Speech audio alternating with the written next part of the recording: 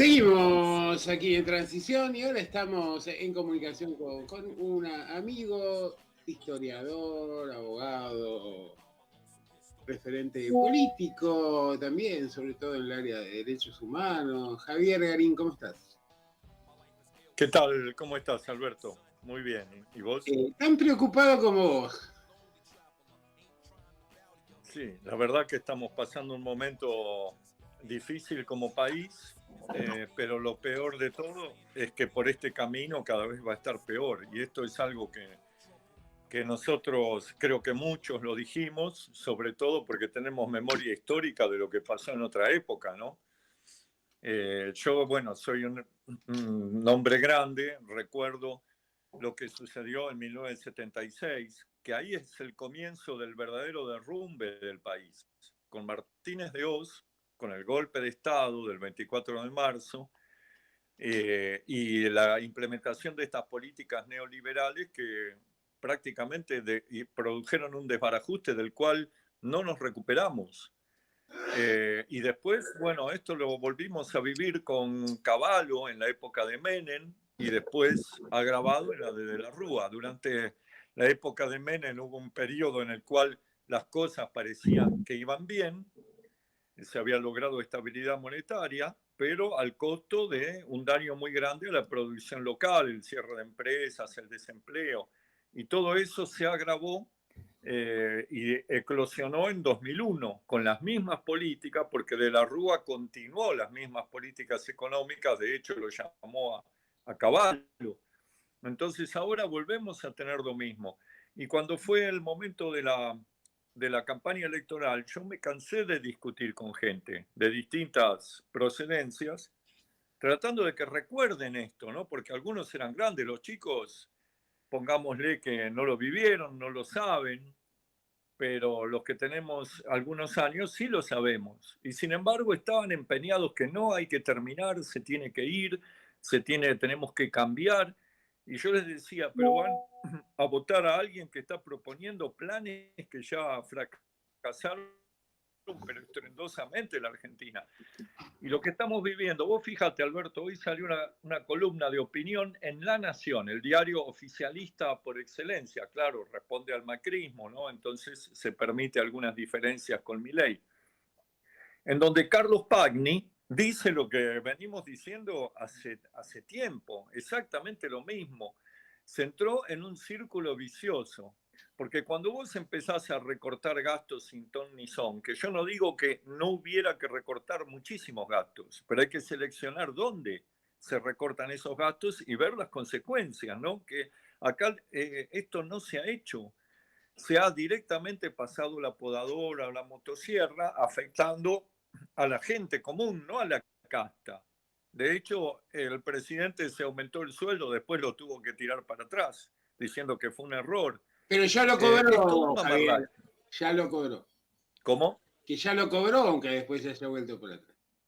Claro, que lo devuelva en todo caso. Bueno, sea como sea, lo cierto es que mientras hubo una caída del consumo, una caída de la producción, de alrededor del 30%, que no es del gobierno anterior, no es culpa del gobierno anterior, no es la herencia, son las medidas que se aplicaron ahora, porque el gobierno anterior cometió muchísimos errores, entre ellos el de no hacer un ajuste como tendría que haber hecho en su momento, pero siempre cuidó de mantener la producción, mantener el nivel de actividad económica.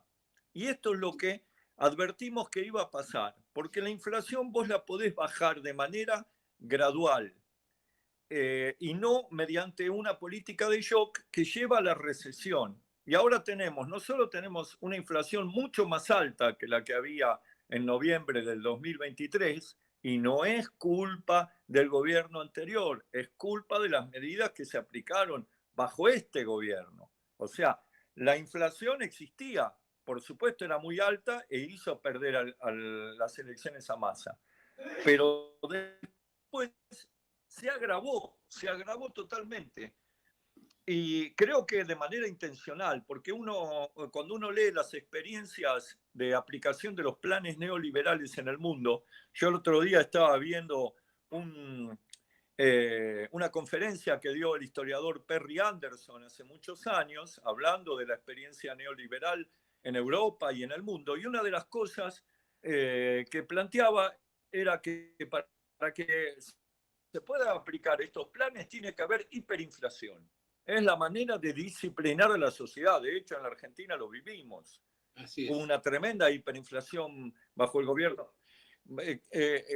Creo que en determinado momento él comenta que habla con un funcionario, no sé si de Chile o de Perú, no recuerdo de qué país, y le dice, el problema, le dice este funcionario, es que no tenemos suficiente inflación, porque Perry Anderson decía, bueno, pero ustedes no están logrando bajar la inflación. No, tiene que haber más, tiene que haber hiper, para que se discipline toda la sociedad en torno a un plan de ajuste. Y yo creo que de alguna manera Milei quiso provocar y quiere provocar todavía una hiperinflación.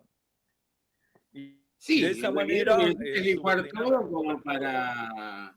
para partir de la destrucción, del caos total, llevar adelante un proyecto que sabemos a dónde nos lleva, ¿no? A la entrega del patrimonio nacional, concentración de la riqueza, exclusión social y demás.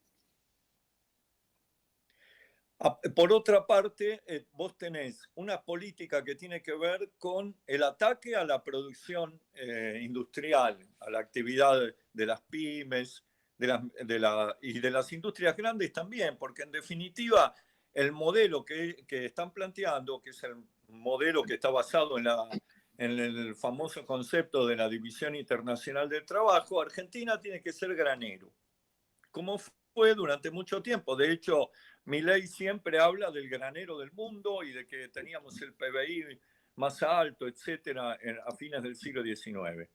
De hecho, creo que el modelo apunta a eso. Tenemos que dedicarnos, centrarnos en la actividad agropecuaria y ese modelo que puede funcionar, pero con 20 millones de personas. O sea, hay 20 millones que se quedan afuera. 20 millones que no tienen trabajo, que no van a, o 25, que no van a tener trabajo, que van a tener caída de los ingresos. Y esto es lo que siempre pasó. Pasó con el plan de Martínez de Hoz cuando decían la industria nacional es deficiente, pasaban la famosa propaganda de las sillas importadas que eran buenas y las nacionales que eran una porquería y se rompían. Y eso lo que genera, destruir, pasar por arriba a la industria, a las pymes, es la pérdida de fuentes de trabajo. Entonces hay un sector, que es el sector vinculado al agro y al comercio exterior, que considera que la industria es parasitaria. Podemos decir incluso hasta que es posible que sea cierto, digamos, que la industria argentina depende en buena medida de subsidios estatales, de apoyos estatales, de regímenes especiales. Y es verdad, pero eso tiene un objetivo. El objetivo es que esa industria dé trabajo. Fíjate la caída de la actividad automotriz, un sector que andaba más o menos bien y sin requerir mucho apoyo del Estado, y se derrumbó, porque se derrumbó la venta de autos, se derrumbó digamos, todo el mercado interno. Hay menos plata, tenés menos plata en el bolsillo, a la vez hay más inflación, es decir, tu poder adquisitivo disminuyó. Vos consumís menos. Al consumir menos, el almacenero vende menos. Los proveedores del almacenero también venden menos.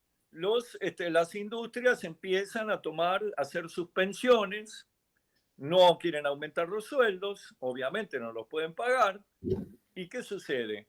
La recesión se va agravando. Es un círculo vicioso y tiene un agravante peor todavía a los fines si esto no fuera ya suficientemente malo, es que cae la recaudación.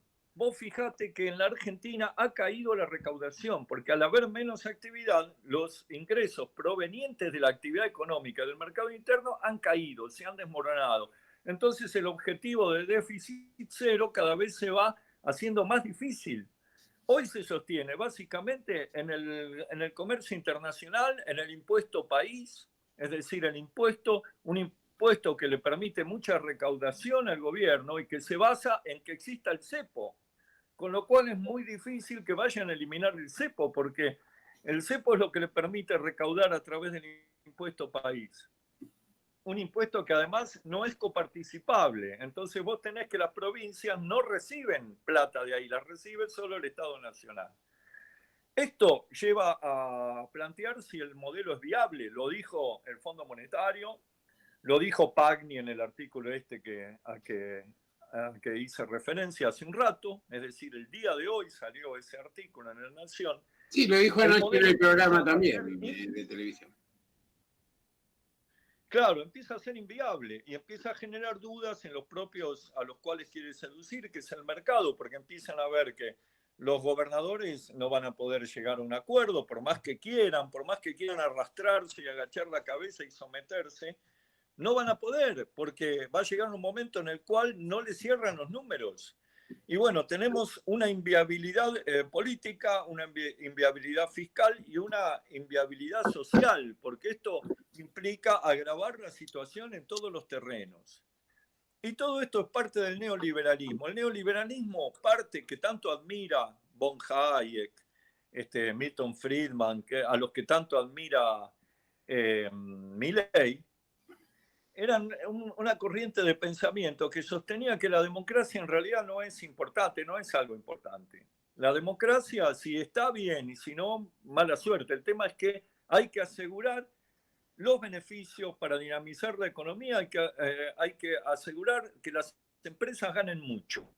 No importa si las empresas son argentinas o son extranjeras y se llevan la plata afuera. En definitiva, eso es lo que pasa en los países periféricos. Se llevan la plata afuera.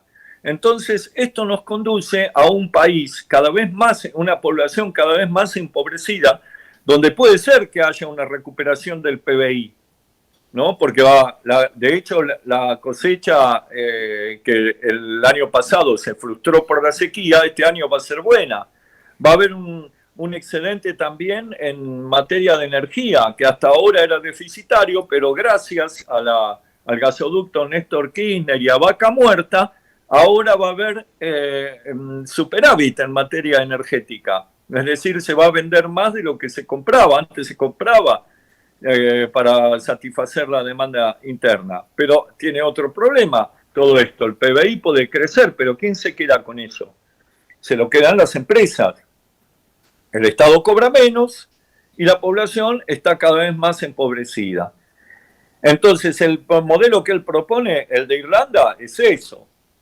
Yo quisiera saber si algún argentino tiene realmente, los que escuchan embobados a Milei, tienen idea de lo que es Irlanda. Es un país que pasó por hambrunas, que tuvo prácticamente un genocidio que le aplicaron los ingleses por la gran hambruna en el siglo XIX. Nunca se recuperó. Tiene una población empobrecida, disminuida, es una isla, tiene pocos recursos, escasa superficie, escasa población y tiene un PBI per cápita muy elevado, pero es falso, es engaña pichanga. Es porque han convertido a Irlanda en un paraíso fiscal para que las tecnológicas, Facebook, distintas tecnológicas, pongan su domicilio fiscal allí, pongan su sede, y es todo trucho, es para no pagar impuestos.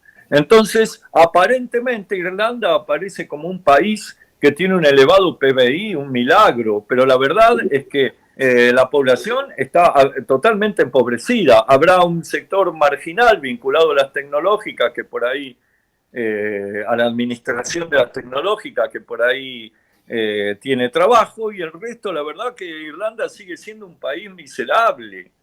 Es decir, este es el futuro que nos proponen para la Argentina, un país expoliado, convertido en paraíso fiscal, cuando la Argentina es un país que tiene riquezas naturales abrumadoras y que lamentablemente no las hemos administrado bien, pero hay que administrarlas bien y que la plata se quede en la Argentina, no que se vaya al extranjero, que sea para la felicidad del pueblo y la grandeza de la patria. Sí. Javier, a ver, te hago dos breves porque se nos va el tiempo, pero a ver, la primera me interesa conocer tu opinión sobre cómo se ha manejado el gobierno con la situación de Rosario puntualmente. Mirá, yo creo que una vez más se va a lo externo y no se profundiza en el problema.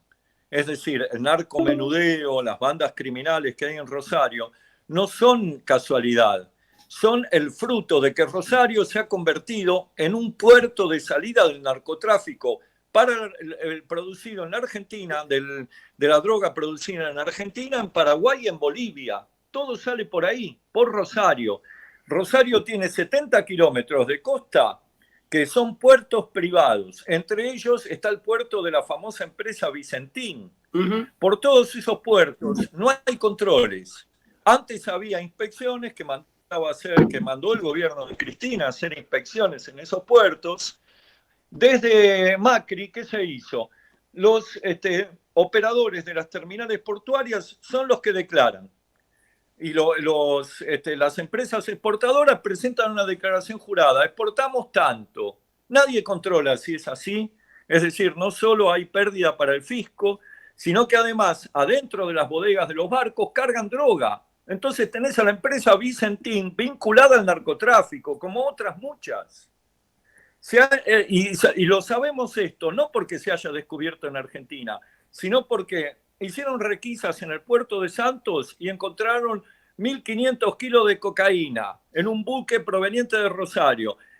Lo mismo pasó en Rotterdam, en los Países Bajos. Lo mismo pasó en Dubái, un cargamento destinado a Dubái lleno, supuestamente eran granos, estaba lleno de droga. Dicen que hasta el barco que chocó contra el puente Zárate Brazo Largo, chocó porque llevaba un submarino lleno de cocaína, de esos que son caseros, digamos, lo llevaba en la bodega y parece que se movió con el movimiento del buque o se soltó y se metió en el mecanismo del timón y el práctico no lo pudo guiar y se chocó contra el puente. Sí. Y nadie inspeccionó ese barco, nadie inspeccionó ese barco. El Estado se retrajo. Entonces, hoy tenemos la narcocriminalidad en Rosario, que no es solo los de las villas, porque están metidos la narcoburguesía, es decir, inversiones inmobiliarias, las salas de juego, los bingos. Hay bingos por todos lados donde declaran ganancias. Y es mentira. Vos vas al bingo y está vacío. Y declaran ganancias que vienen de la droga. Es un lavadero constante en todo Rosario y la provincia de Santa Fe en zona de influencia Rosario.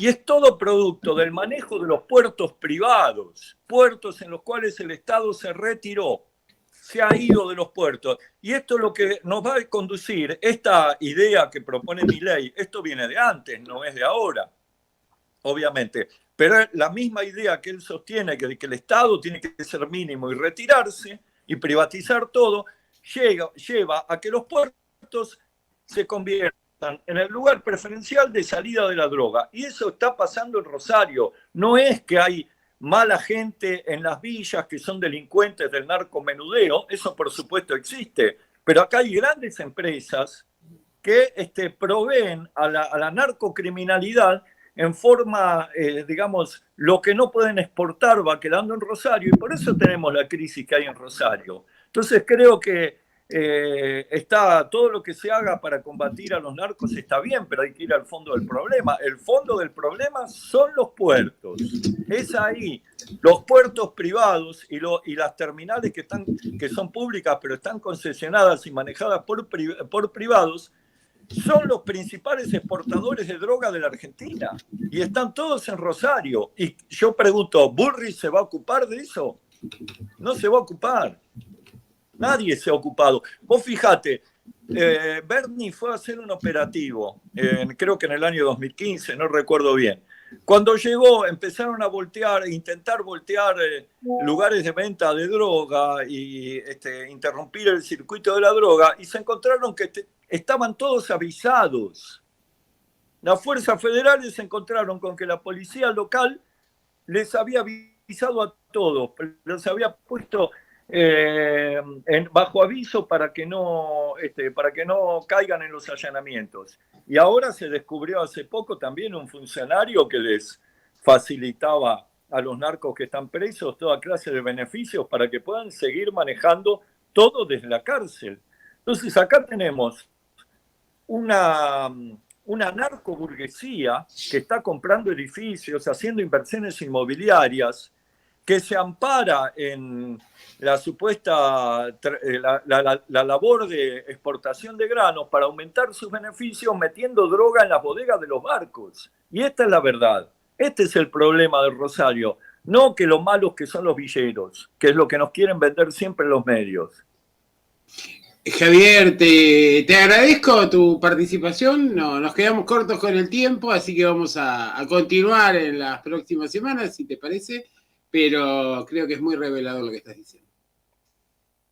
Bueno, muchísimas gracias, Alberto. Nos vemos, ¿eh? Muchas gracias. Dios. Ha sido Javier Barín aquí en Transición.